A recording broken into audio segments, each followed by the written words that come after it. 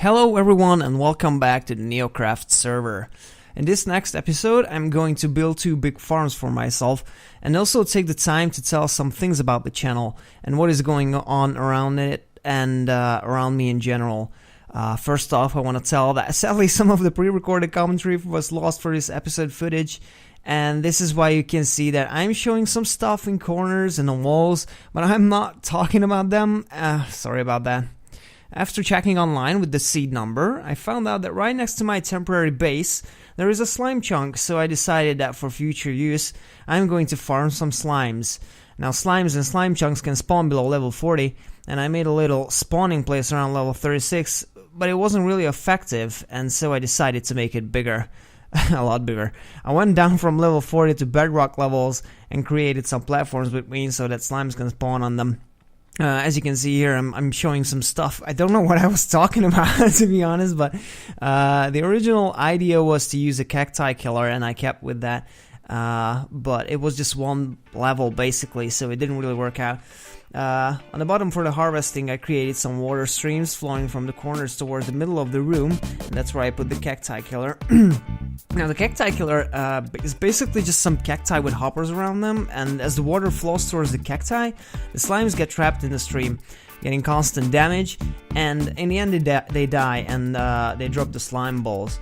Now the water stream carries the balls to the hoppers if they don't land in them in the first place, and down below a hopper system transports all of them into a chest, which can be accessed using a service tunnel that runs at the sides of the chunk. Now all of it is really very simple and it works nicely, but obviously someone has to be around for the slimes to spawn. There is another chunk diagonally to this one. I might make this thing there as well to double the amount of slime balls I get.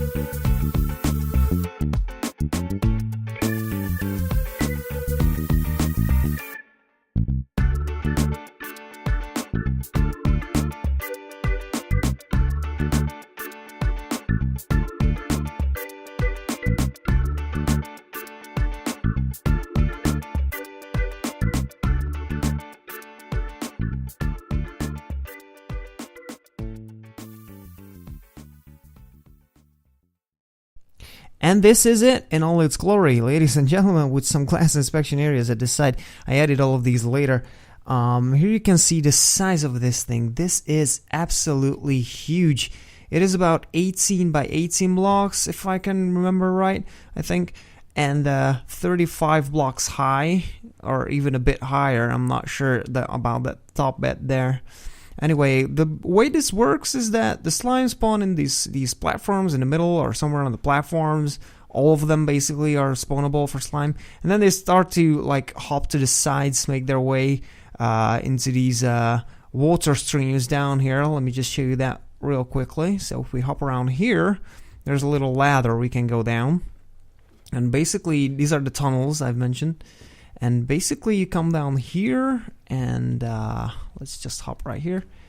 And that's the cacti killer down there. Basically, what happens then, the slimes getting these water streams, they start to go down. Obviously, the water is pushing them towards the cacti. And when they get there, they kind of stuck there because of the water. They get constant damage because of the cactuses. And then they drop the slime balls. And all of them gets picked up by these hoppers.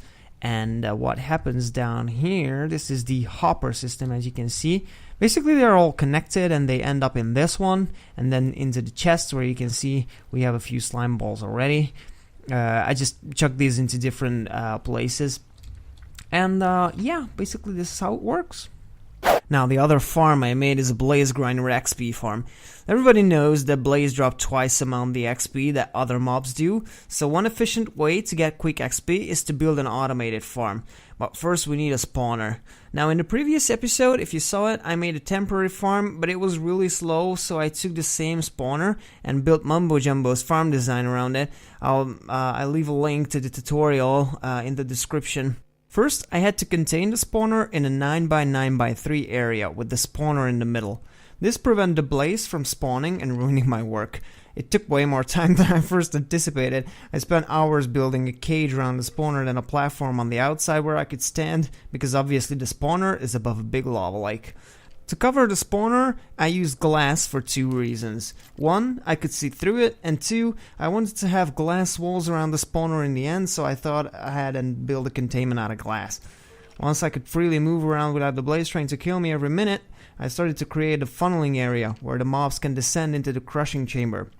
While I was building, I thought to myself, even though I know that this is not in a place where it can be seen often, I want this thing to look good, at least from the inside while someone is AFK. So I got some fancy materials and built it out of polished stone blocks and nether bricks.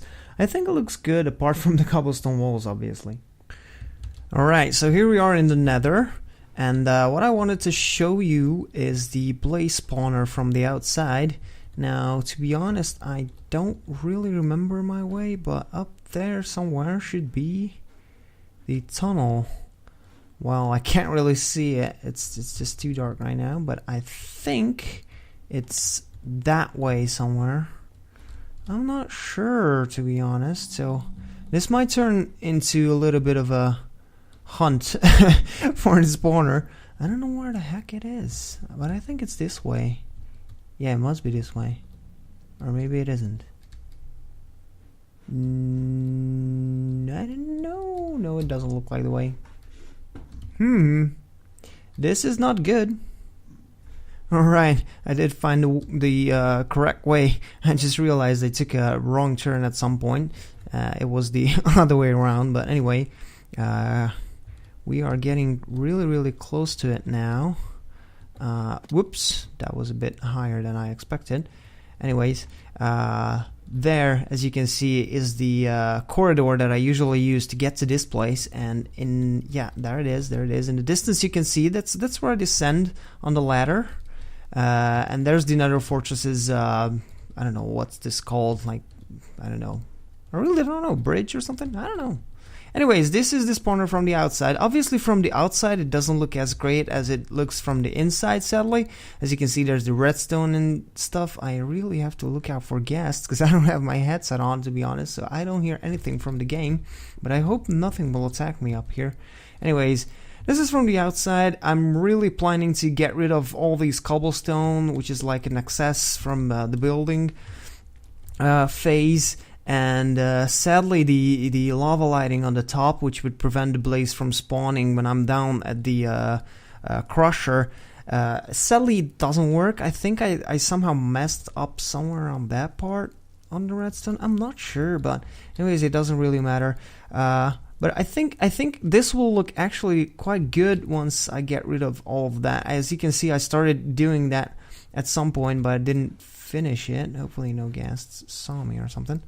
But yeah, I just wanted to give you a quick look from it from the outside. At the bottom, I put pressure plates, which then would activate the pistons, so the blaze would be positioned above the one block hole that gets them down to the crusher. There is a lever down which closes this hole, so when I have enough mobs down I can stop the other from getting there, and a button which activates a 1-block crusher. This crusher, when activated, deals a lot of damage to the blaze, so they become easy to kill and therefore the XP can be harvested quickly. I really enjoyed building this grinder, even though it took me a few hours, because it's a good and relatively fast way of leveling up, and also I think the design is elegant, efficient, and also quite easy to understand once you start building it. Now, about the channel, there are a few things I would like to talk about. First is the lack of videos lately. I was having a lot of exams. As you may or may not know, I'm a university student, and I also have a job. I just really didn't have much time to create more content, and I'm really sorry for that. As a bonus, I'm sort of going through a rough patch in my personal life, and a lot of stress too, so all this adds up and creates a not so happy place for me. Trying to get through it, my exams are finished, so that's a start, I think. Next thing I want to address is the increased amount of Minecraft videos and the decreased amount of other videos. Creating a Minecraft video actually is a lot less time consuming than, for example, a GTA video, which takes up a horrific amount of my free time, and this is why that when I don't have time I tend to make Minecraft episodes. Thanks to this, in the last month or two I ended up with a lot of Minecraft videos, and not a lot others. Also, recently I became a lot more interested in Minecraft than in any other games. There's just a lot to do and a lot to see here, and the whole game is very versatile. You have a lot of options and a lot of ways to play the game. I'm not intending to do a Minecraft-based channel, even though right now it seems like that, but I really enjoy it now, and for me my YouTube channel is about the games I enjoy the most. So if you were wondering why is there a lack of videos or why is there a lot of Minecraft lately, don't worry, this is not permanent, it's just a state, and it will change in some time, I really promise that.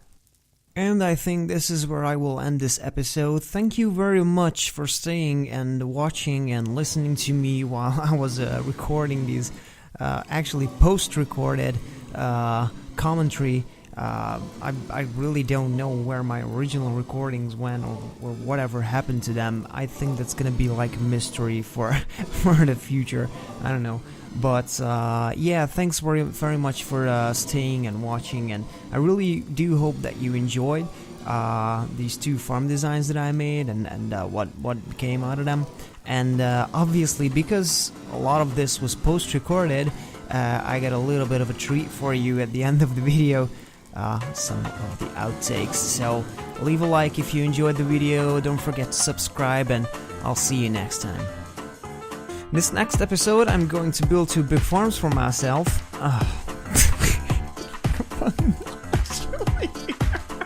With the spawner in the middle, which prevent it took way more time to then I had to contain the spawner. For this I used the what? I had to contain twice. Blaze would be positioned above that 1 block. Where is the other part of the sentence?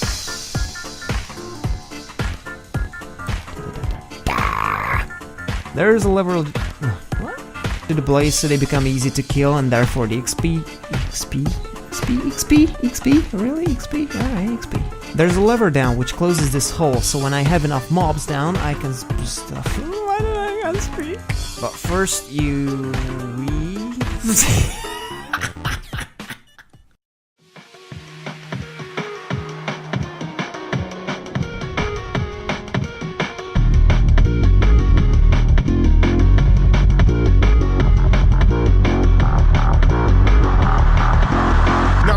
Are you ready for the bass? My DJ, yo, get on the case.